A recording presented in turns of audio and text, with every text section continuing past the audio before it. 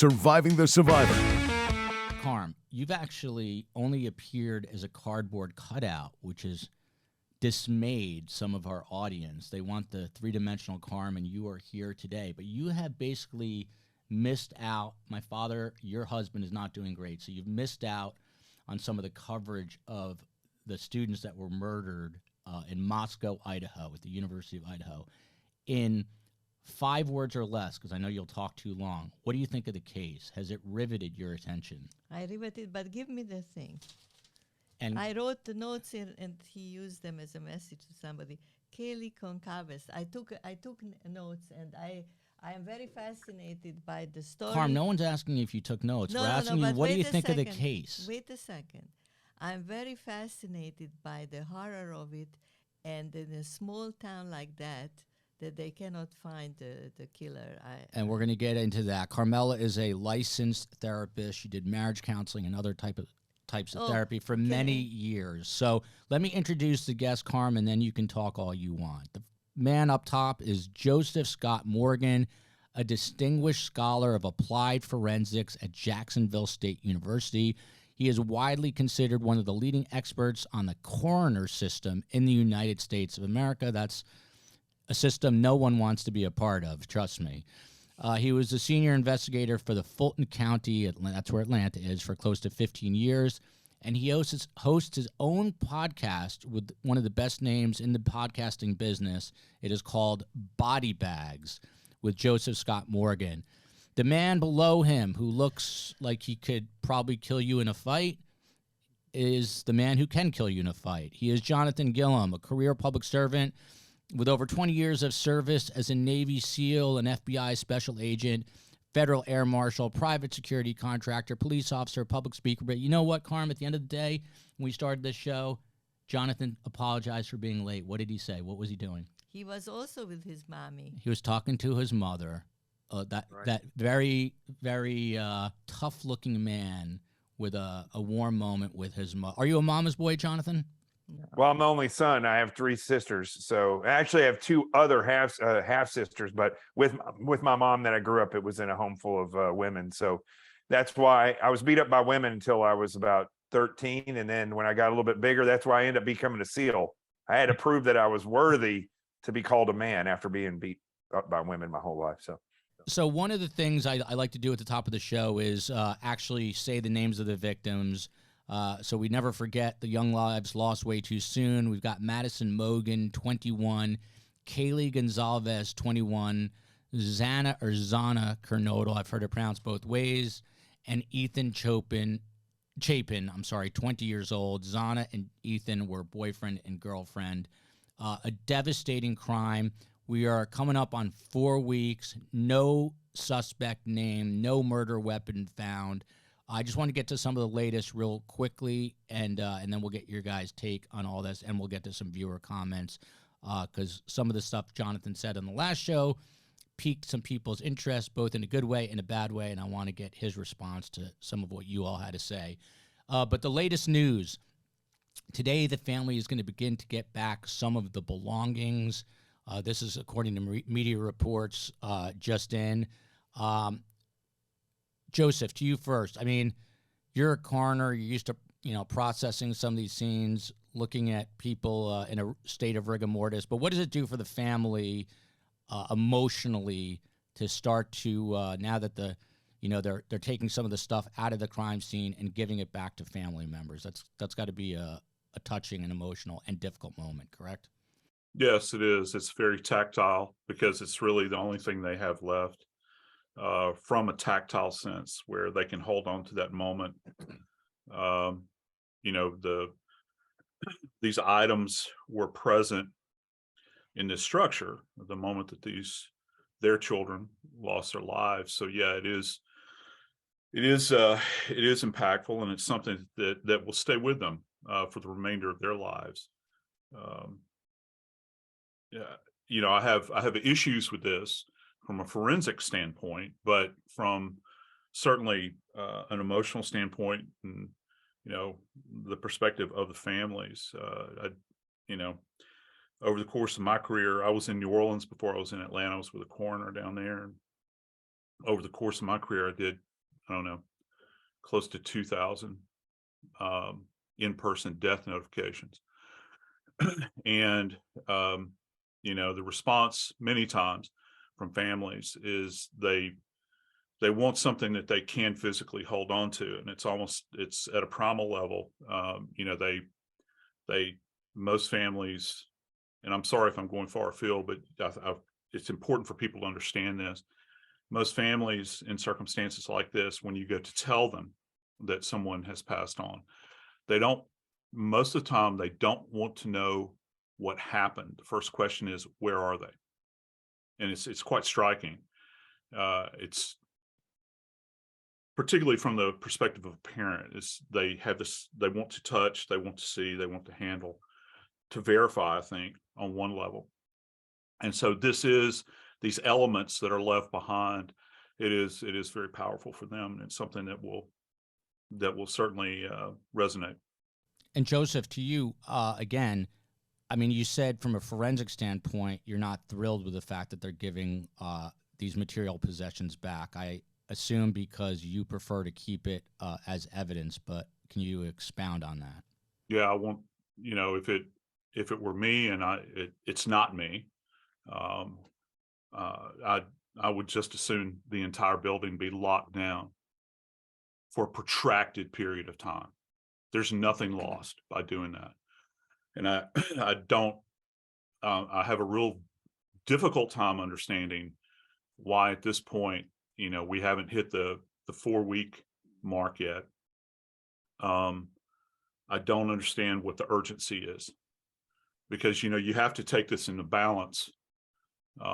Is it worth disrupting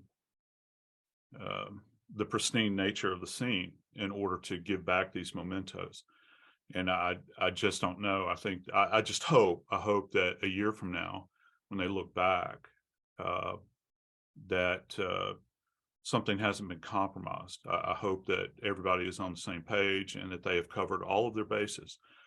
Because, once you breach that, once you cross that threshold, there's no going back. There's the old legal term, attorneys are so,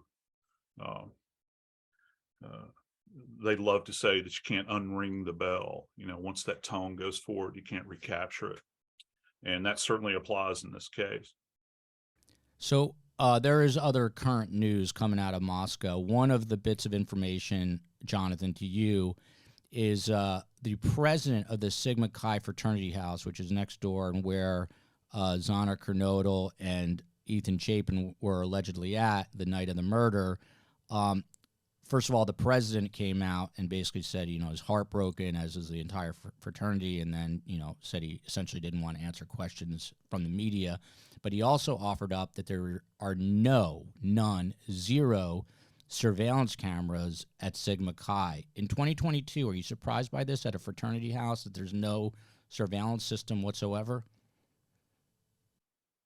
It all depends on the size of the school, really, and this is an off-campus fraternity house. So they, I think the rules and regulations they fall under may be different, but I would actually see a lot of these fraternity houses choosing not to have cameras, most likely because cameras are evidence and people do stupid things at parties. So that doesn't surprise me at all. But I do want to say, I agree totally with Joseph, and he and I are pretty much online with the way we think, in that once again, here we go with the Goncalves family.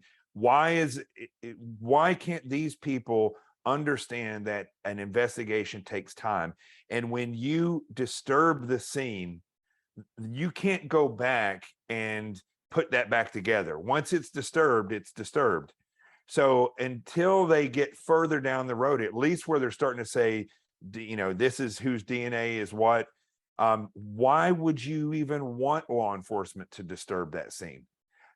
It's a very odd thing. And on the other hand, why is law enforcement giving into this? I was shocked when I heard this today on a profound level, because I've never seen where a family intimidates law enforcement enough to where law enforcement starts doing what they want in the investigation. I don't know if Joseph has ever seen that, but this is I think it's pretty profound, and I think it's uncalled for. You'll get your things in time. It's only been, like Joseph said, like 4 weeks. Yeah, I think that because of the high-profile nature of the case, and there goes Carmela. I told you she gets antsy. She's 83. She'll start to wipe her eyes and do things, Joel, make extraneous we are not on noises. television. You worked for 25 years. We are on a podcast, but I can be human. So Maddie's father, this is some, Joseph is getting nervous, I can tell. So Maddie's father has come out, and he said that police are giving the family daily updates, Jonathan. And I know you've got issues with the Goncalves family, and we're going to get a little deeper into that because you said some interesting things when you spoke to me last time. But to both of you, I mean, the fact that Maddie's father says that police are giving them daily updates is even more reason, perhaps, why the Goncalves family maybe shouldn't be talking as much publicly. Do you agree with that, Joseph, first, and then Jonathan? I believe in maintaining a very tight bubble when it comes to an investigative perspective, that the more people you allow within that template, within that construct of everybody that's actually involved in the investigation, there's a higher probability of things becoming compromised. And, families are free to say whatever they want to say. That's all fine and good. Maybe they need to purge. I have no idea. I have no frame of reference for that. Our goal as forensic scientists and certainly as investigators should be laser focused on getting the crime solved. And you don't solve crimes by placating. I've seen too many things that are train wrecked as a result of that. You have to be stalwart, set your face like flint, and you endure what you have to endure relative to families. You be as compassionate as you possibly can, but your focus is not this. Your focus is getting this maniac off of the streets and getting them into custody, because this is a very, and let me emphasize this, very dangerous individual that has done this. I don't have to proclaim the level of danger here for you to understand that. And everything else is of lesser value at this point in time. The sole focus and the totality of the resources relative to the police and the investigators, whether they're the local, the state, or the feds, should be laser focused on capturing this person and not to get sidetracked with anything. Carmela, God forbid something horrible happened to me. Would you choose getting my tuxedo jacket back or them conducting a very thorough investigation from an emotional, as a parent, as a grandparent? What is most important to you, I wonder, Carmela? I heard the question. I wonder if the police, are the police afraid of being sued? Could the family sue the police? Is that legally possible? I think we have seen from the very beginning that this police department and the prosecutor are very concerned with their image. I think that is when they said that this was an isolated killing and there's nothing to be afraid of. That was a save face political type of statement. And I think what we've seen here, the way that they have placated this family in particular, and what we see now, I think they are afraid of being put in a negative spotlight. And intense careerism is a really big downfall of the executive parts of law enforcement, where people don't want something to occur that puts them in negative light because they won't be able to continue in their promotions or in the level that they're at. And it just screams that to me. And I think, Joseph probably, I would imagine, probably agrees with me on that, is that that they are trying to save face and make themselves look like a compassionate law enforcement entity, because if it's a college town, rather than putting on the stern face like a doctor who says, no, we have to take that tumor out, and despite the crying, does the job and gets it done. And I'm not seeing that here. Okay, then where is the role of the FBI in all this? So the FBI has to be invited. This is not a federal crime. So at this point anyway, so the FBI was invited in there, and then they'll act as a force multiplier. Typically, a fusion center will be set up, and so the local law enforcement and the state are probably going to be in charge of the investigation, and then the FBI kind of follows their lead, supplies things like the lab in order to facilitate the evidence and the DNA and those types of things being ran through. But until it turns into a federal case, or if it turns into a federal case, the FBI is there to assist and to be a force multiplier. We're still getting through some of the new information. So one of the other things that came out basically overnight, police released body cam footage of them speaking to some, basically, I won't call them drunk, but some rowdy students right around the same time of the murders, almost precisely at the same time. And you can literally almost see the house where the murders occurred in the background. You could literally, if you had a good arm, you could throw a football, maybe 2 football, 3 football fields away. But from an investigative standpoint, Joseph, which is your expertise, I mean, it's crazy that no one heard anything. We've talked about that, and we can get back to that. But strictly from an investigative standpoint, you now have some body cam footage literally covering the background of where this grisly, heinous quadruple murder happened. What are they doing with that body cam footage? Are they going frame by frame, looking for cars, looking for a silhouette of a human, anything that they could pick up potentially? There'll be some video enhancement that'll take place with that cam footage, where they will go in and frame by frame analyze it.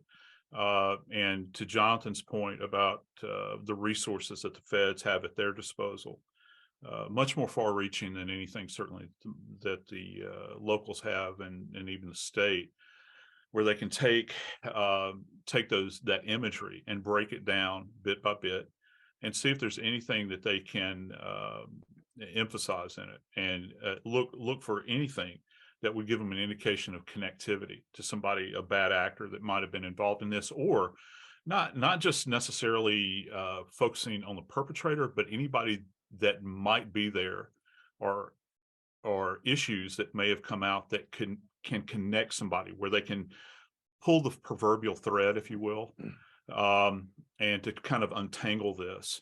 And so you look for these little points of entrance along a continuum with an investigation. So every bit of information, whether it's blood evidence or whether it's digital evidence, and now, nowadays we're in a very interesting time, aren't we?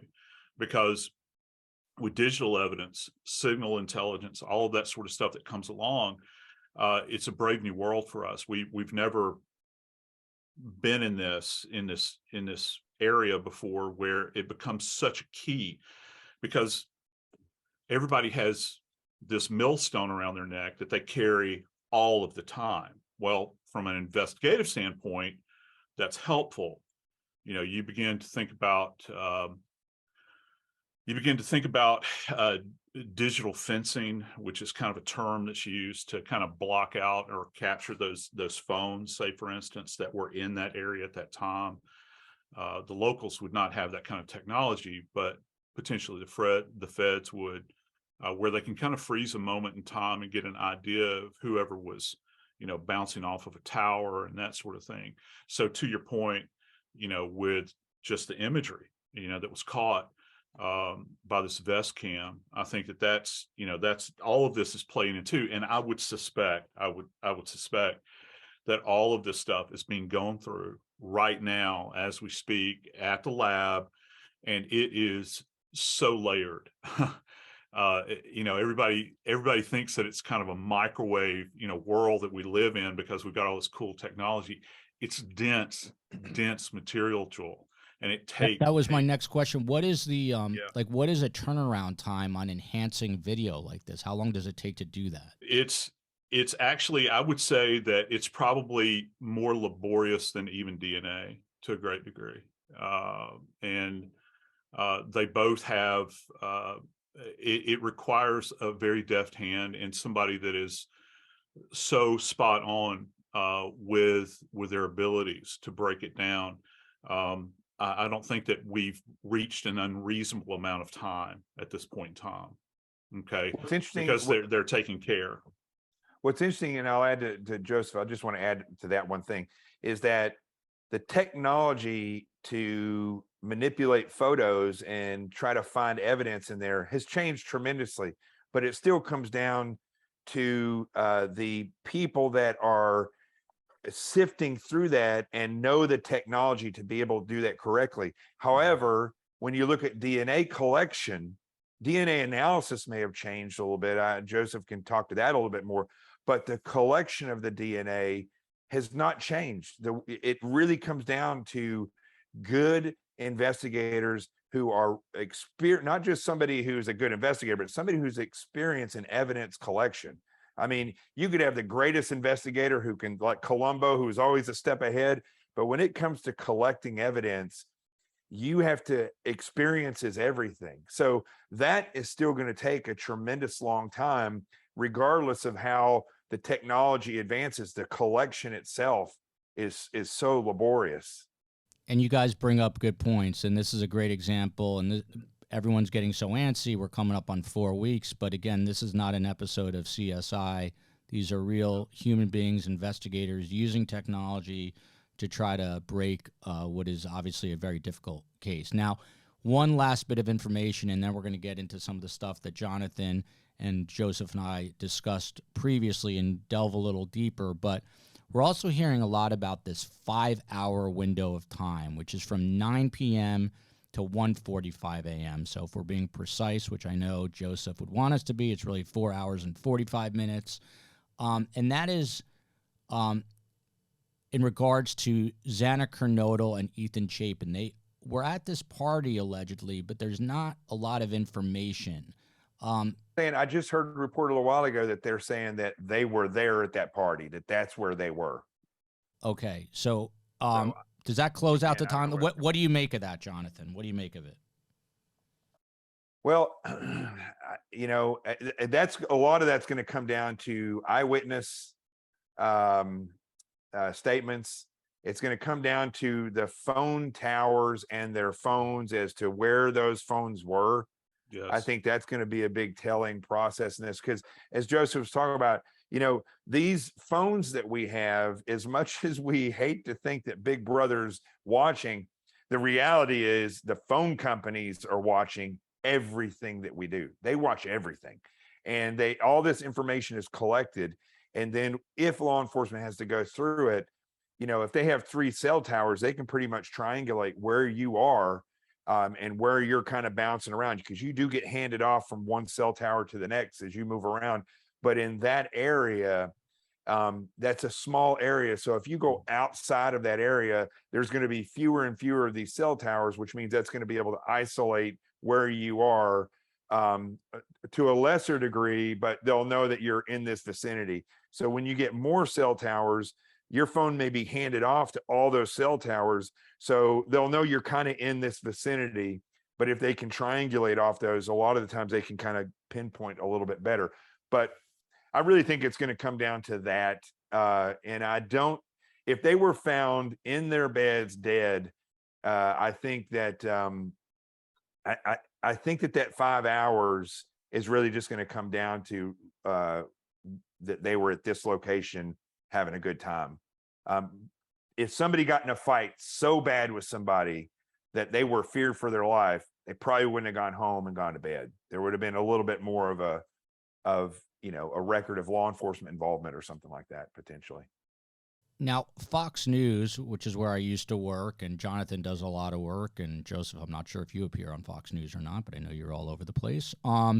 So they were the first to report that Kaylee Goncalves' family now plans to hire, to Carmela, to your point, you're like a sage because I don't think you knew this, but they now plan to hire a lawyer because of what they describe as a souring relationship with police over what they believe is a lack of transparency and an erratic investigation. I'm going to get to the 2 experts, but Carmela, Can you relate to this as a parent and a grandmother, that they're getting very antsy? Wait a second.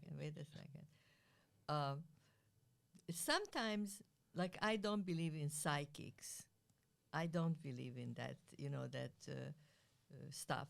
But investigations sometimes hire them, correct? Yes, they do. Sometimes. I wonder, why do they hire them? That's my question. What is that? Where's that coming from, Carm? No, it's coming from, because I feel in this case, when Because I you heard said something that then became true? No, because what Jonathan said last time, I wasn't there, only my paper cutout was there. And I thought what you said, my feeling was, it's not the father. That was my We're going to get into intuition. that, Carm. So I was like a psychic, but I am not a psychic, okay? I just had this intuition afterwards to go against what you, the world expert, and little me. So Joseph Scott Morgan, I mean, how common is it to bring in a psychic into a case like this? Or is that just like, as they say, hogwash? You think it's insane you're a real expert investigator. What are your thoughts on that? Yeah, but really, I want to know. I've been involved in 2 cases where psychics were involved. I did not bring them in. This was something, I was working for the coroner's office. In one of the cases, the psychic actually put the police within 50 yards of the body. Carm? Yeah, but the proportions are 2 to 2,000, because you were involved with 2,000 cases, and the psychics were brought in 2 cases. Yeah, but out of those 2 cases, he just said Actually, more cases than that. I did 2,000 notifications. I've done thousands of death investigations. Okay. I pride myself that I'm very rational, and I don't believe in irrational. I do too. I don't believe in that sort of thing. But every now and then I have an intuition, and I share my intuition. Intuition is not psychic. It's something that we do have, our intuition. So I'm going to take this moment, Carm. We'll see if a psychic breaks the case or not. But Jonathan, I'm gonna get to viewer comments and sprinkle them in here throughout this podcast. But Erica writes, and you were on the show a day ago, and you had some things to say about Steve Goncalves, Kaylee's father, and I'm gonna let you elucidate what you were saying once again. But first, let me just get to this comment so you can react to it. Erica writes, and by the way, this was the minority by a long shot, these types of comments, but she writes, stop it with the father being a suspect. He knows more because he had access to his daughter's phone. That's really outrageous of you. He is a grieving father. Jesus. There were phone calls made to family members before the police even showed up. This case was all out in the open from the get-go. Your response to Erica. Well, I mean, I think first and foremost, as an investigator, I don't look away from any type of behavior or possibilities just because it may offend somebody or because there may be a grieving family. I'm still going to look at that possibility.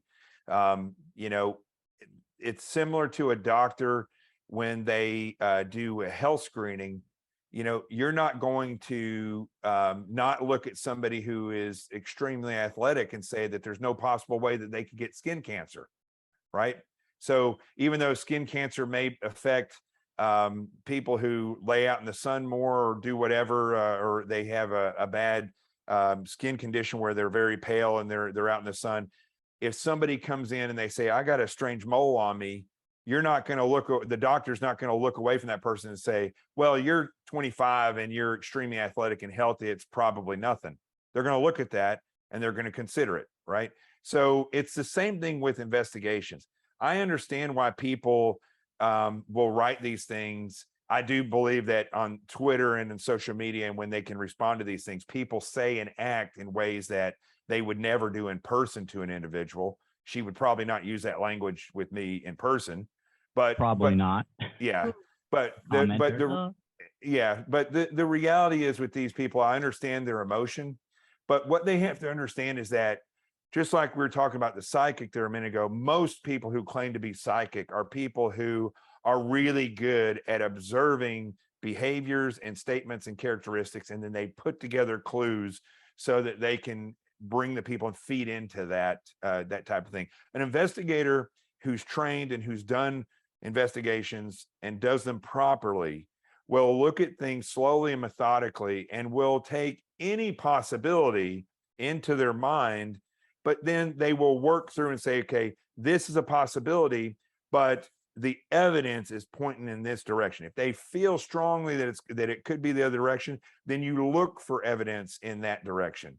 But ultimately, you're looking at the totality of the circumstances and you're putting things together, not just through intuition, but also through experience and training.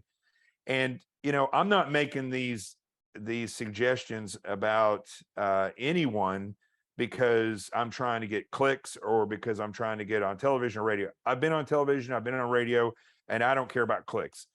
The reality is, I think that what is missing in our society right now is the ability to spot people who are odd or who are doing odd things and have a propensity for violence, and they're ignoring that because of, it could be political reasons, or it could be because they just don't feel like it's right to judge people. And I think in this case, when this individual, Erica, I believe, is making this statement, I think I read this earlier, it doesn't come down to disrespect or not understanding people's grief. It comes down to looking at the situation and hoping that law enforcement has looked at every single circumstance. And if I can point that out, then potentially someone else could go out and say, you know what, I don't agree with him on that, but I do know this other person that's very odd and has these types of behaviors that might fit and lives within an hour of that. So that's my motivation behind this. And I know it offends some people, but I'm not in the business of making friends. I'm in the business of serving this nation and hoping that we can solve some of these problems. Carmela. I have just one more question about this. Did I understand it correctly that because of the nature of the weapon, of the knife, that the person who killed 4 people would have cuts on their hands? I didn't say that, but it's a potential. When you're thrusting that hard with a knife, even a K-bar type of knife that has a guard on it, you could still get injuries to the underneath of your hand. So it may not be something that sends somebody to the hospital, but it's definitely something that they could see. Unfortunately, if it's just bruising, we're now 4 weeks into it, that would probably disappear. But if they slipped, which actually happens a lot, where the knife comes to a quick stop, your hand will continue and you'll end up slicing your hand. And so that's something that will stay for longer than 4 weeks than a bruise. Joseph, is it possible the killer, and I assume the answer is going to be yes, that the killer was wearing some kind of cut-resistant gloves if it was premeditated, or would you expect to see the killer's blood at that crime scene for sure? In this type of case, more so than any other, because of the level of violence, the frenetic nature of it. I was chatting yesterday, and out of cases I worked in New Orleans and Atlanta, I have, and I mean never worked a multiple sharp force injury homicide that involved this many people in one location. Never. And listen, I've only got a small slice of the pie statistically, New Orleans and Atlanta, but pretty good size population. I've had 2 victims in a home that were stabbed to death, but never 4 like this. So you have a higher probability given the higher number of victims. Exhaustion plays a big role in this. By the time this individual gets to the end of this, they're not necessarily as careful. They don't have as much strength. And there's possibility that could have been injured. And one other thing that is, I think, of note is we've heard about defensive injuries. I have no way of validating at all from a scientific and an official standpoint who sustained the defensive injuries. Okay, just want to make that clear. With that said, if you have defensive injuries on a victim, that means that there was an awareness. If there was an awareness, there was an attempt to thwart this individual. And so that's why nail scrapings and nail clippings are going to be very important. Jonathan had talked about healing contusions. One of the things that you get with perpetrators is that if you'll look down the long axis of your fingernails and see how they're kind of curved, it's almost like a farmer putting a plow to a field, and they cut furrows in the spring when they're going into planting season. And when somebody is scratched like this by a victim, underneath their fingernails, the tissue, the epidermis actually curls beneath the fingernails. And sometimes you'll go deeper. Sometimes you'll have blood as well. The reason that's important is that we do nail scrapings in the morgue. That means we go beneath the nail. People that work with their cuticles are familiar with the little wooden sticks that are kind of, they have a little point on the end. They push their cuticles back. It's a tool that's similar to that. We do the nail scrapings into like a druggist fold paper, and then we'll go behind there and clip the fingernails and retain all of that. There's two purposes for that. You can harvest the skin cells or anything that's trapped beneath the nails and have it analyzed. Certainly, you might have viable DNA there. Another part is when you look at the nails that have been clipped, you can see any type of trace evidence that might be caught up on that leading edge of the nail. You can look at it under a comparison microscope and really begin to pick up on some detail. You might find fiber there, you might find hair that you wouldn't see with the unaided eye. So a lot has been made over the perpetrator having left behind blood, perhaps, where it's commingled with the victim's blood, but we can't discount completely that whoever it was that was attempting to defend themselves may have scratched this individual. And that's why it's really important to collect that evidence at autopsy and be very careful with it. Jonathan and I had spoken about this at length, and I've talked to others as well. You know, the dynamic of this thing changed, guys, when the case first came to light. And I was thinking, you know, in my twisted mind, I was thinking about the position of the perpetrator relative to the victims.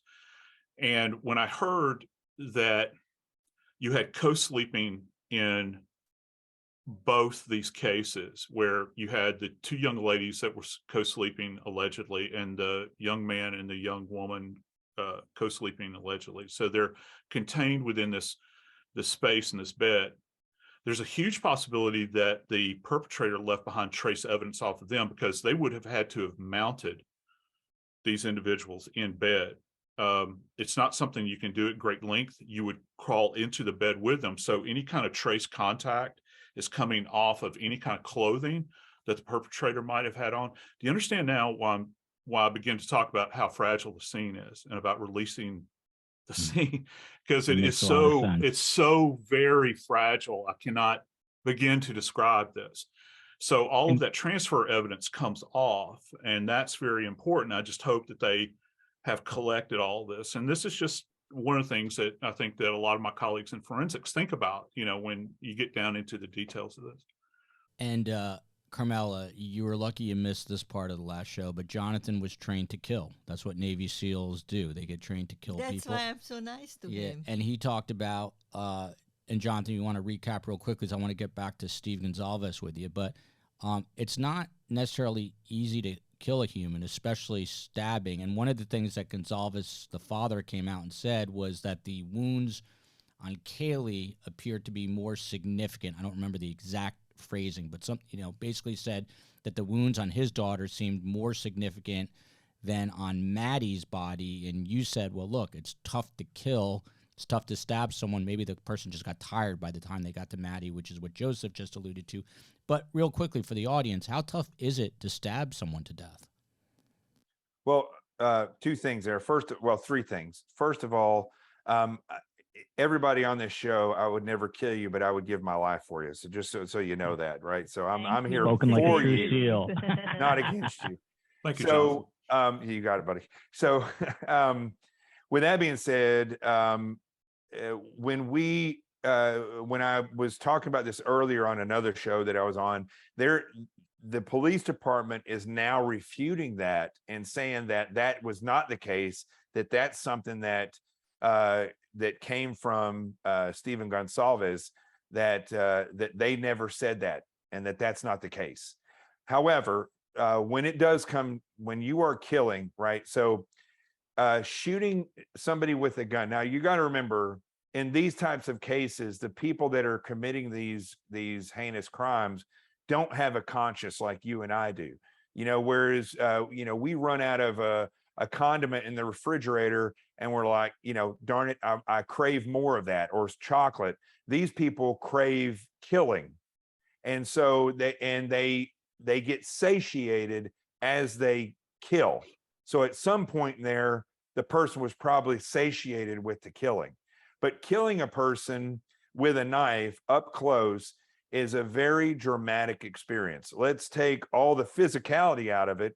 There is sight, the sight of these things occurring, the sight of someone dying, the sight of blood everywhere. There is smell. Blood has a very strong odor of iron. If you've ever cut yourself, it's an incredible smell. And the more that's there, the stronger that scent goes. If he pierces the gut in any way, the odor could just be overwhelming that gets into that room. So it's a very visual experience.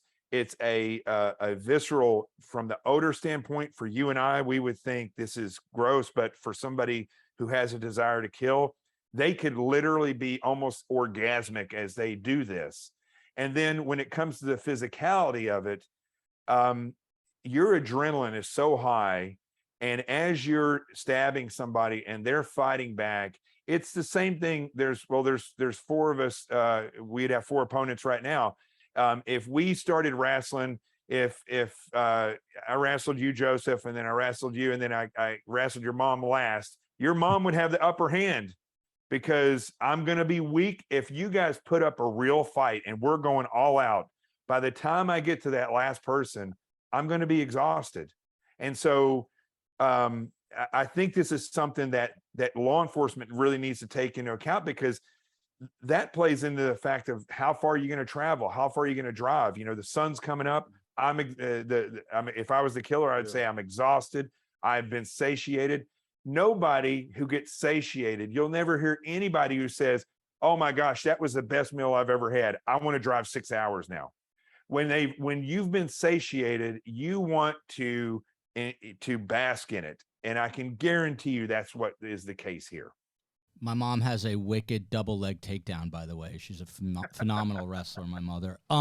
So very quickly, Jonathan, because you mentioned this on the last show, and I'm still trying to get back to Stephen Goncalves because I want to put a bow on that a little bit. But you seem to be veering away from a rage killing and more of what I would describe in my novice mind as like a serial killer who's getting off on this. Is that the assumption that you are making? And then, Carm, I would like to get your take on what you think of that. But I don't think it was a rage killing. I think if it was anything besides somebody who was getting satiated by killing, they've had an escalation of this, where this type of a killing is so brutal and there's so many people involved that you typically only see this in like a hitman in Mexico, where they go and take out a complete family or police department, or you see this in a serial killer, right? So I think when we look at this, if it was a rage killing, the only thing I could have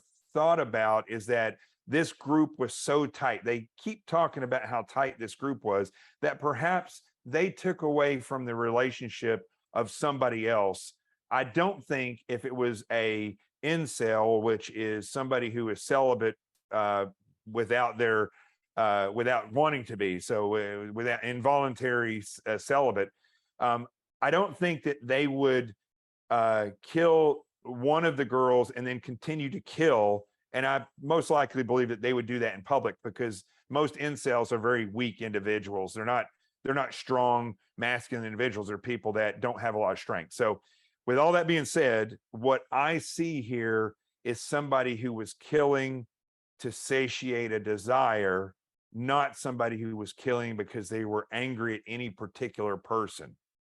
Jonathan, I want to just get you. So the last time you appeared on Surviving the Survivor, you made it a point to say that the behavior of Stephen Goncalves, the father of Kaylee who was murdered, was very peculiar.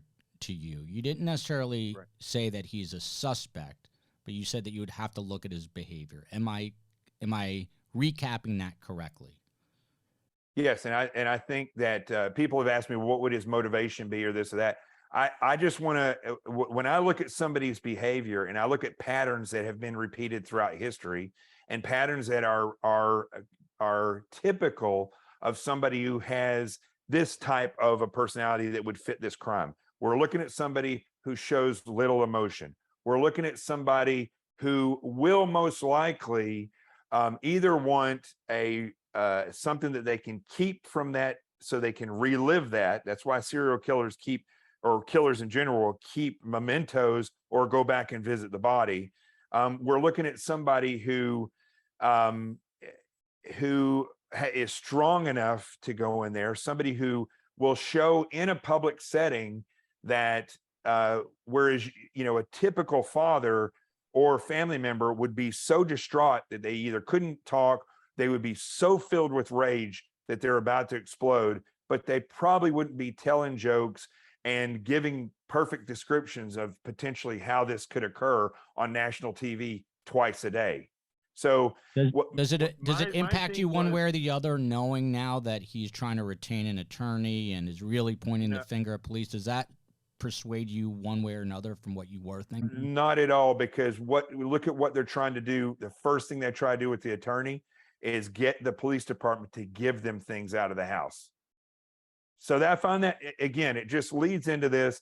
The very fact that he is the one who got into the cell phone of the daughter's cell phone. He said he hacked the cell phone, or he got in there because they have family passwords that they share. I don't know of anyone that shares a password with their parents on their phone. No one. So that was odd. The more he does, the more I believe that law enforcement should look at him and clear him. And I think that's the important part of this. Not say that, you know, not prove, I'm not looking to prove the father guilty. I'm looking for them to clear the father so I can just add it up and say, he's just an odd duck and he's doing things that I wouldn't do. Carm, you've seen some weird things as a therapist. You don't think that they already did it, that they are looking at him? No, I don't think so. And I'll tell you why I don't think they did. Because they are placating him right now to give him evidence that's in that house. And they have made statements that in response to him leaking information or giving information, just like he went out and said that his daughter was stabbed the hardest and she has the most wounds. They had to come out and make a public statement saying that's not true. So he is in effect like controlling their behavior, and went and got a lawyer so now he can get stuff that's in the house. I find every single step that he takes is more questions for me to ask. Joseph Scott Morgan. Exactly, I've got a comment here for you from Brenda. She says the coroner in this case was more talkative than most. I think Steve Goncalves' knowledge of crime scene details is a mix of a coroner report and from viewing the body. A lot of people are saying that in the Twitter sphere, that one of the reasons he knew how badly the body was damaged was from actually seeing the body. What is the coroner's role in terms of preserving evidence and not telling the family certain things?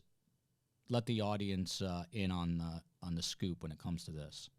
Yeah, when it comes to the role of coroner, the coroner is a separate entity from law enforcement. They're medical legal. They are what is referred to officially as a certifier of death.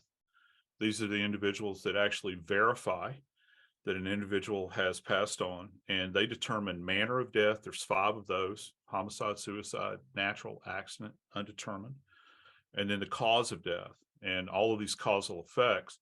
And then, of course, the third is they try to determine identification. In this case, we know who these individuals are, and a subset of that is certainly notification of next of kin. Now, to that point, in most states, the coroner, if there is a body present at the scene, the coroner has control over the scene as long as the body is there. But most of the time, the coroner will defer to the police, so that because they understand that there is a bigger issue at hand, and that is getting the case solved.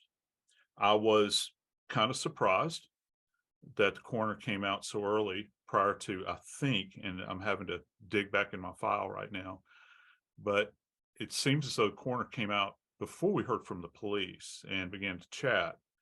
That's atypical. Okay. And many times, most of the time, you will have the coroner and the police all on the same sheet of music, along with the DA. The coroner will hold back certain information, generally at the request of the DA or at the request of the police, because you don't want the case to be compromised from Jump Street. And let's face it, the biggest piece of evidence that you have in this case is the trauma to these bodies. And the coroner has full access to all of that data, and it's very important. I just want to dispel this: the coroner did not do the autopsies. The bodies were actually sent, I think, to Spokane. There is a contract forensic pathologist up there. And there are very few forensic pathologists in the country. So that individual in Spokane that they contracted with would have done the examination. They would have done the postmortem external examination and internal. They'll do the tox. They'll draw for tox, send it in. Of course, we're still waiting on that. They will have done X-rays, which is something that's part and parcel of everything. And people say, well, why in the world would you want to do X-rays in a case like this? Well, it's very important because we're talking about a knife. And in many cases where you have a knife, particularly one that is very cheap, poorly built, poorly constructed, the metallurgy on it is garbage. The more you utilize this weapon, the more structurally unsound it becomes. And it can even be structurally unsound at the initial point of attack. The knife will chip and you'll have these little metallic bodies that will float. And I urge anybody that's within the sound of my voice, you can look this up.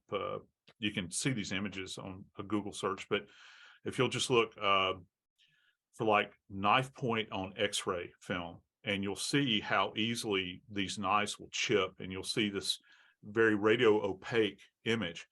And that's important because if they were able to go in at autopsy and there was any evidence of metallic bodies contained within these wounds, they could have retrieved those. Now, if that is the case and they recover a weapon, which they still haven't to this point, they could do a metallurgical analysis based upon those bits that they recovered at exam and compare that to the knife that they have and see if at a chemical at a chemical level, if there's connectivity at a metallurgical level, they could do that analysis. And that's important. And I began to think about things like tool marks and the injuries that were sustained by these poor young people. And something that we kind of got off into another discussion.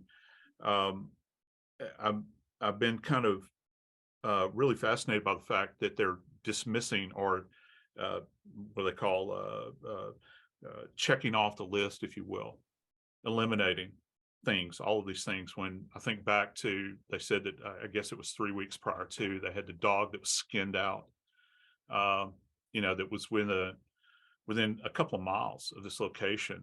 I think the logical side of me, and there's not a lot of that, but the logical side of me would sit there and say, well, gee whiz, how many dogs do you have skinned out in that area?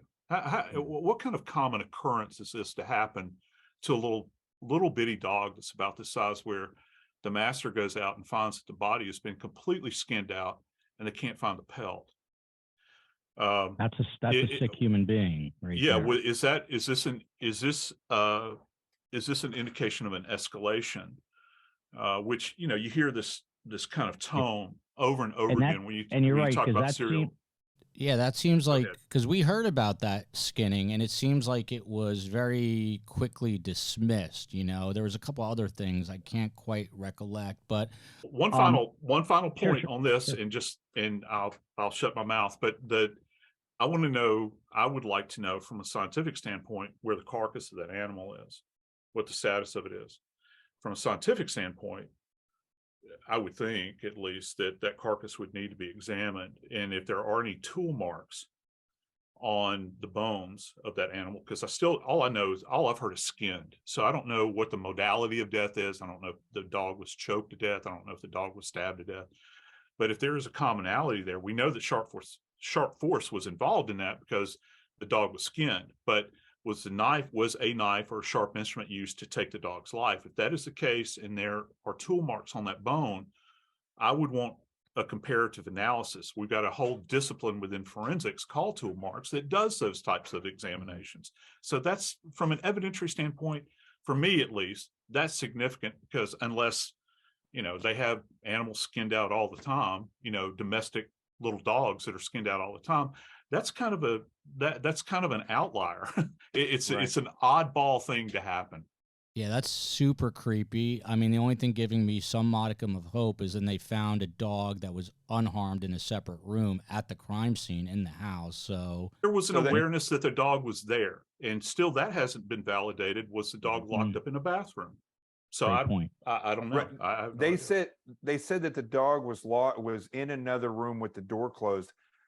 Joel, how many people have you ever met that put their dog in another room and closed the door? not me. I put that dog in my bed. No, not at bed. No, not at bedtime. No. Yeah, no, they don't do that. Bedtime. And here's one thing I want to point out just a little bit about what Joseph's saying is that that dog was reported to have been skinned alive, right? But Joseph and I know, we've talked about this, and we know that media can skew things and say things. There's no proof that dog was skinned alive, but that was a headline, skinned alive. Right. So there's no proof of that. And here's the other thing, and I'd love to ask Joseph this, because I know this answer, but I would love to get his answer on this. And I was actually, as he was talking, I was taking some notes. A coroner will not release. Well, first of all, one family is not going to see the bodies of the other family members. They're not going to be able to, right? And and the coroner is not going to tell them, well, your daughter was stabbed the worst. That is information that is investigative. I don't see any of that being released by a coroner or law enforcement. If it was, I mean, we're dealing with a level of incompetency that is really unmeasured. But if it wasn't, why is this father going out and saying things like, my daughter was stabbed the worst, or it was the brutality there was it was less than ever. I mean, these are odd statements. Something that blew me away was the last episode, and I should have brought the quote. I don't have it, but I basically read a quote from Steve Goncalves, and I read it aloud to you. And when I was done reading it, it was about the slider on the middle floor, and the killer, he says, must have gone in through the slider, went down, went up, went down. And when I was done reading it, you said, Joel, you know what you just read, right? And I said, no, I have no idea. I read a quote from Steve Goncalves. And you said, no, you just read the movements of the killer. And that really took me aback. Again, no one is saying that Steve Goncalves is the killer, but what Jonathan is saying is his behavior is odd, and you've got to look at all the odd behavior. Now, complement that with the news that we found out since the last time we spoke, Jonathan, and that is that Steve Goncalves' brother, Nathan, is in prison on a murder charge. He was a transient, meaning he was a homeless man, 45 years old. His name is Nathan Goncalves. He's arrested by Escambia County Sheriff's Office, which is in Washington State. He was originally arrested on suspicion of first-degree assault, and then the charges were raised to murder. Does that impact you in any way in the way you're looking at this family that you say is exhibiting some suspect behavior? Well, it definitely shows that at least one person in that family is able to kill somebody with blunt force trauma, because that's basically what happened in that case. It shows that there's at least a history of violent behavior in one of the sons. And it's not always the case, but a lot of the times you will find where you have somebody who's a violent attacker, you're going to have some real deviation from the norm in how people raise their children. So that could then follow other children in that family. And I want to say this, that we keep kind of saying, we're not saying he's a killer, we're not saying this. I want people, again, I want to emphasize this. I'm looking at the totality of circumstances. When one person acts odd, I key in on that. And I'll be honest with you, when the president of that fraternity gave his little 2-second or 30-second interview, I found that to be very odd today. He looked like somebody who was sidestepping and was trying to get out of there, and he looked very nervous. And I found that odd enough to where if I was in law enforcement, I would go back in there and I would key back in on that. But do you think, in the sense that he could be covering for someone? I mean, because if I put myself back into being a college senior, I would have been scared out of my mind, afraid of the media. So you don't think it was that? You think it was something more than just being camera shy?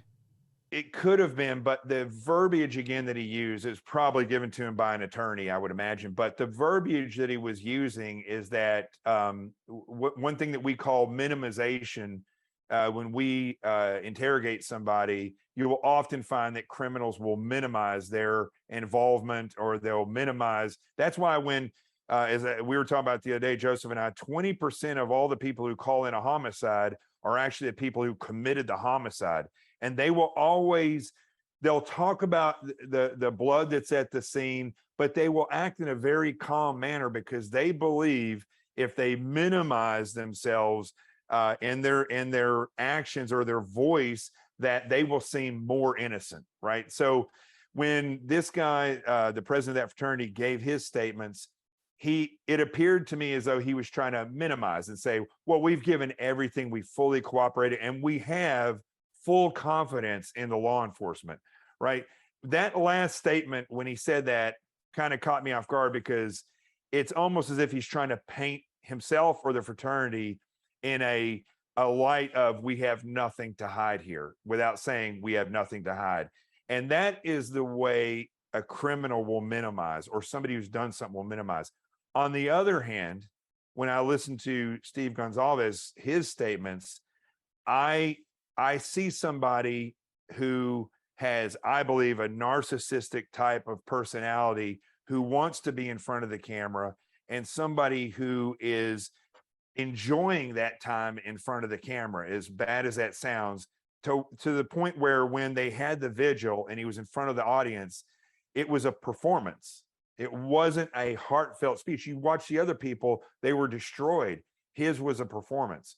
So it's opposite of what I saw with the president of that fraternity, but you're looking at two different people. The guy, the fraternity may really be worried, and so he's trying to minimize that, versus the guy who potentially could have been involved, who has a sense of reliving that orgasmic experience as they get the limelight and are able to talk about it. Or he's just a narcissist and gets that orgasmic feeling from being in front of a camera. And I'm using that phrase, and the reason I'm using that phrase is because it's that powerful for these people. When they are in front of a camera, they get the attention. Jonathan, very quickly, the sister, Kaylee's sister, Olivia, also kind of referenced Mean Girls, the movie where, girls are exactly that. What did you make of that and the whole family dynamic after hearing that? So again, like I said before about Stephen's brother Nathan, and how the apple doesn't fall far from the tree, and he could be exhibiting some of this same behavior. When I look at the daughter's behavior, I see her going on camera, taking credit for, and of course, media buys right into that and gives her credit for getting these cameras and really exposing the cameras. It's not like law enforcement wasn't going to go there and get those cameras, but she took credit for breaking that story and pushing that out. And so I see the same type of, we've all been in media here. You know, we all know what it's like, and you've seen it. You've gotten used to it, Joel, by being a reporter. But when other people come there and they're in front of the camera, it's an intoxicating feeling. But if you're not drawn to that need to be noticed, that will kind of die off. And so that's why people become better at analyzing things on television, because they're not doing it because they want to be noticed. Well, when I look at this young girl and I see her exhibiting the same behaviors of, I'm in front of a camera now, and I'm going to get in front of that camera as much as I can. And people are thinking that is because they want to help this situation, or because they want to figure this murder out, but they're not even given law enforcement time to do that. So I look at this now, when I see these behaviors, I don't see heroes. I see people that are getting pulled into the limelight. We've seen this with Gold Star family members. We've seen this like time and time again with murder victims' families, where they become an advocate just so they can get in front of the camera. See it all the time. Carm, you're the therapist here, the psychologist. Do you see any scenario, and I'm just saying this hypothetically, not fact, but where a father could do something like this to a daughter? If he's crazy. That's what Jonathan says. So you believe that? Yeah. Jonathan says humans are capable of doing very bad things. Absolutely, it's a possibility. What does Joseph think? Do I think that? Oh, he's probably seen way more than any of us as far as that goes. I've seen to the limits of both ends of the spectrum relative to the violence that families can engage in. But I didn't hear what? The limits, that there is no limit basically that families can engage in, right, Joseph? Yeah, but for me, I'm a scientist. I'm going to follow the science wherever it leads me, and so regardless of who this turns out to be, as far as the perpetrator goes, I just want to follow those little breadcrumbs that are left behind by things like DNA and any kind of signatures that are left behind as far as the trauma is concerned, and to see if anybody has any kind of past experience engaging in this kind of behavior. I think that that's very important to kind of track that all the way along. The thing for me though is the level of violence that you see displayed here in these cases. I don't want to diminish.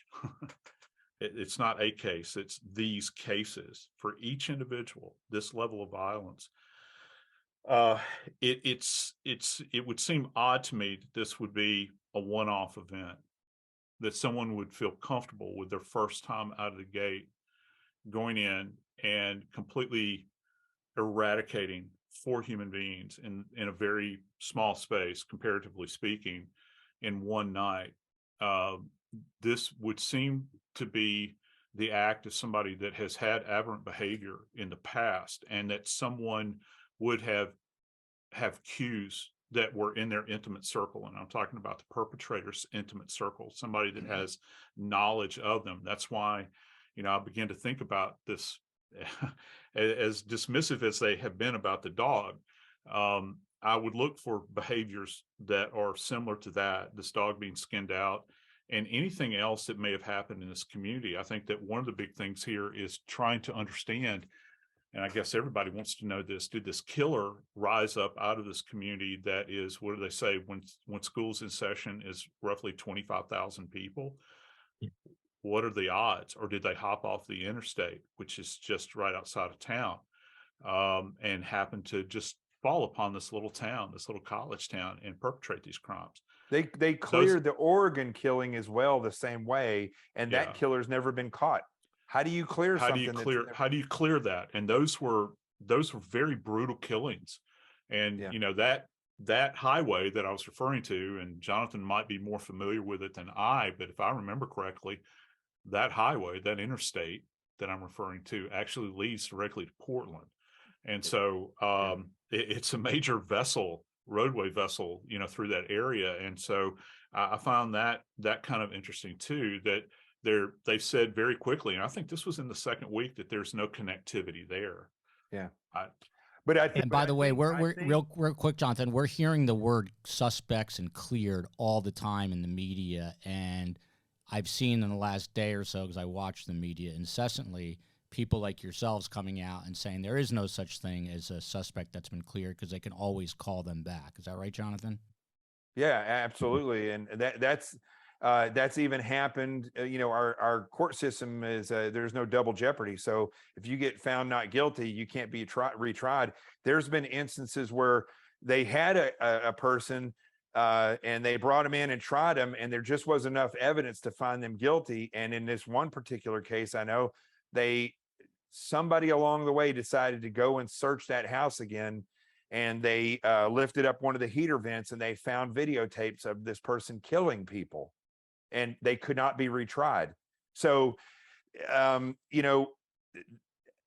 you were never going to completely clear these people and never clear something and say, I would hope with law enforcement, they wouldn't say, well, this just has nothing to do with it, because they couldn't find somebody or a link. It doesn't mean that you should just cast that away. I mean, it's just not that common that at 3 a.m. somebody sneaks in and kills 2 or more people with a knife. It happened 6 hours away in Oregon. It happened in Moscow, Idaho. I think it was a year. It was a year before where that happened. So, we're talking about a matter of 6 hours. But regardless of that, I will say that I do believe whether the person lives there or got off the freeway, I think that once that was over, they bedded down somewhere by the time the sun came up.